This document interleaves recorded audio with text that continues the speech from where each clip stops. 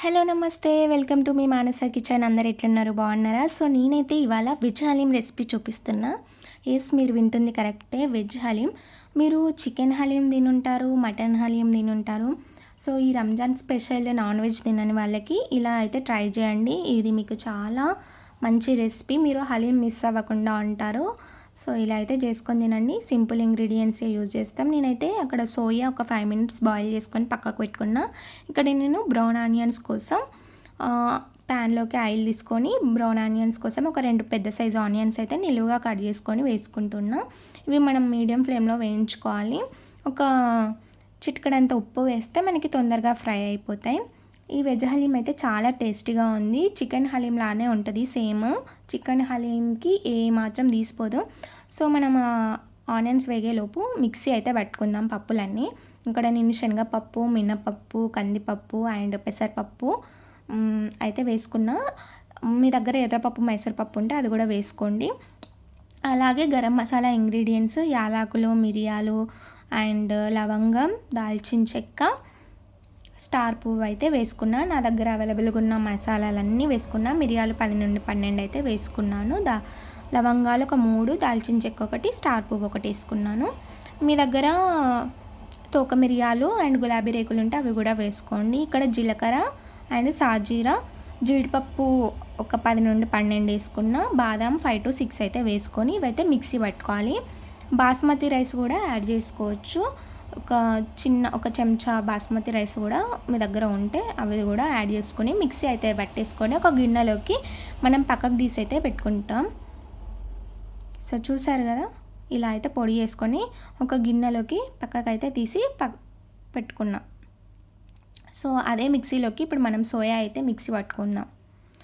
First boil చేసి పెట్టాం కదా, వాటర్ అంతా తీసేసుకొని అవి చల్లారాక ఇలా మిక్సీ అయితే పట్టుకోవాలి. మీ సోయా చంక్స్ పొడిగా కూడా దొరుకుతాయి. ఒకవేళ అవి ఉంటే ఈ ప్రాసెస్ అంతా అవసరం లేదు, డైరెక్ట్ అవే మనం వేసుకొని చేసుకోవచ్చు. సో నా దగ్గర అవి లేవు కాబట్టి ఇలా సోయాను ఉడకబెట్టుకొని మిక్సీ అయితే చేసుకుంటున్న పేస్ట్ లాగా. ఇది కూడా పక్కకు పెట్టుకొని మనకి బ్రౌన్ ఆనియన్స్ అయితే రెడీ అయిపోయాయి. సో అందులో నుండి కొన్ని బ్రౌన్ ఆనియన్స్ నేను లాస్ట్కి గార్నిష్ కోసం ప్లేట్లోకి అయితే తీసుకుంటున్నాను. సో ఇప్పుడు బ్రౌన్ ఆనియన్స్ అయితే ప్లేట్లోకి తీసుకున్నా. ఇప్పుడు ఇందులోకి ఒక 4 పచ్చిమిర్చి అండ్ కొంచెం నెయ్యి యాడ్ చేసి గరం మసాలా ఇంగ్రీడియంట్స్ కూడా యాడ్ చేశాను. యాలకు ఒకటి, లవంగాలు 2, స్టార్ అనస్ పువ్వు ఒకటి అండ్ దాల్చిన చెక్క ఒకటి అయితే యాడ్ చేశాను. క్లిప్ మిస్ అయింది. ఇప్పుడు సోయా ఉంది కదా, సోయా పేస్ట్ చేసుకుంది ఇందులోకి వేసుకొని సోయా పచ్చివాసన అంతా పోయే వరకు మనము సోయాని అయితే ఫ్రై చేసుకోవాలి. సోయా కూడా కొంచెం లైటిష్ ఏమంటారు, లైట్గా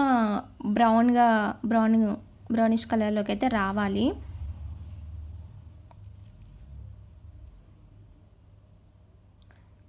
సో ఇలా అయితే మంచిగా ఫ్రై చేసుకోవాలి. మంట మాత్రం medium flame or low flame పెట్టుకున్నా ఏం పర్లేదు. హై ఫ్లేమ్ పెడితే మాడిపోతుంది ప్యాన్కి. సో ఇప్పుడు మిక్సీ పొడి అయితే మనం పొడిలన్నీ వేసుకున్నాం కదా పప్పులతోటి, ఆ పొడిని అయితే వేసి అది కూడా ఫ్రై అవ్వనివ్వాలి.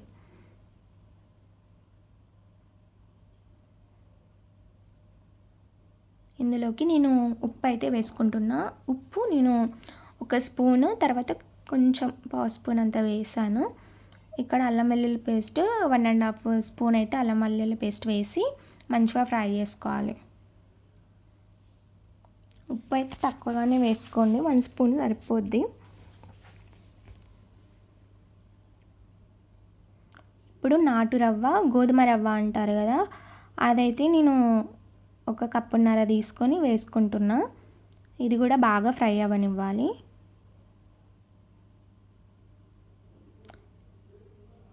ఇలా ఫ్రై అయ్యాక ఇందులోకి మనం 1/2 కప్పు పెరుగు అయితే తీసుకొని మంచిగా ఇది పెరుగు ఈ మసాలాలన్నీ కలిసే విధంగా ఇలా మంచిగా ఫ్రై అవ్వనివ్వాలి.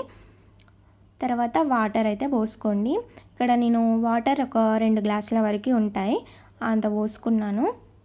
మనకి రవ్వ ఇంకా ఇవన్నీ ఉన్నాయి కదా, పప్పుల పొడి, ఇదంతా మంచిగా ఉడకాలంటే కొంచెం ఎక్కువ క్వాంటిటీలోనే వాటర్ అయితే తీసుకోవాలి. సో ఇప్పుడు మూత పెట్టుకొని 15 to 20 మినిట్స్ అయితే నేను మీడియం ఫ్లేమ్లో పెట్టాను. మనకి ఇలా అయింది. సో ఇలా ఉడికాక పాలైతే తీసుకున్న, ఒక కప్పు కాచి చల్లార్చిన పాలైతే ఒక కప్పు తీసుకొని కలుపుకుంటున్నా. తర్వాత ఇందులోకి పుదీనా, కొత్తిమీర అండ్ నిమ్మకాయ కూడా యాడ్ చేయాలి. నిమ్మకాయ రసం, పుదీనా అండ్ కొత్తిమీర వేసాను. నిమ్మకాయ ఒక పెద్ద సైజు నిమ్మకాయ తీసుకొని అది కూడా ఇందులో వేసి కలుపుకొని పెట్టుకోవాలి. సో నా వీడియో నచ్చినట్టయితే నా ఛానల్కి సబ్స్క్రైబ్ చేయండి. వీడియోస్ కూడా చాలానే అప్లోడ్ చేశాను. నా వంటలన్నీ చూడండి, మీ ఫ్రెండ్స్కి కూడా షేర్ చేయండి. అండ్ ఈ వీడియోకి ఒక 20 లైక్స్ వస్తాయని నేను అనుకుంటున్నా. చూసారు కదా, ఇలా నిమ్మకాయ అయితే పిండుకోవాలి. మనం బ్రౌన్ ఆనియన్స్ తీసి పక్కకు పెట్టుకున్నాం కదా, గార్నిష్ కోసం అవి కూడా తీసి నేను లాస్ట్లో వేసుకున్నా. అలాగే జీడిపప్పు నెయ్యిలో వేయించుకొని పెట్టుకున్నాను, అది కూడా వేసుకున్నా. జీడిపప్పు అండ్ ఆనియన్స్ ఈ కలర్లోకి అయితే రావాలి వేయించుకునేటప్పుడు. బాగా మాడితే బ్లాక్ వస్తే అప్పుడు హలీం చేసేది అయిపోతుంది, చూసి వేసుకోండి. మనకి వెజ్ హలీం అయితే రెడీ అయిపోయింది. సర్వ్ చేసుకొని తినేయడమే. సో ఇదైతే మనకి చాలా సింపుల్ రెసిపీ, హాఫ్ అన్ అవర్లో మనం చేసుకోవచ్చు. హలీం మిస్ అయిపోతాం అని అనుకుంటారు కదా వెజ్ వాళ్ళు. సో చికెన్, మటన్ అలా తినని వాళ్ళు ఇలా అయితే ట్రై చేసి మీరు కూడా హలీం అయితే ట్రై చేయండి.